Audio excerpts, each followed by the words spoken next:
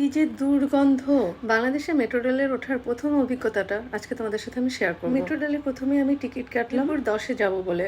কারণ বাজার থেকে মিরপুর 10 পর্যন্ত একটা টিকিটের দাম নিয়েছে 40 টাকা। টিকিটটা হাতে পেয়ে আগে একটু ভিডিও করলাম, তারপর পাঞ্চ করে দোতলায় উঠে গেলাম। দোতলায় উঠে সুন্দর কিছু ভিডিও করলাম। 3-4 মিনিট অপেক্ষা করার পরেই দেখলাম দুই পাশ থেকেই মেট্রো রেল আসতেছে। যদিও এই স্টেশনটা খুবই ছোট এবং হারিয়ে যাওয়ার আসলে কোনো ভয়ই নেই। নিজের দেশের মেট্রো রেল আসলে দেখে মনোমুগ্ধকর হয়ে তাকিয়েছিলাম। কিছুক্ষণের মধ্যেই গেটটা খুলে গেল, কিছু লোক বের হয়ে গেল আর আমি ভিতরে ঢুকলাম। এত মানুষের ভিড় যে দাঁড়ানোর মতো ঠাঁই নেই। এত চমৎকার সিস্টেম দেখে খুব ভালো লাগলো। বিভিন্ন স্টেশনে থামছিল আর আমি সুন্দর মনোরম দৃশ্যগুলো আমার ক্যামেরায় বন্দি করার চেষ্টা করেছি।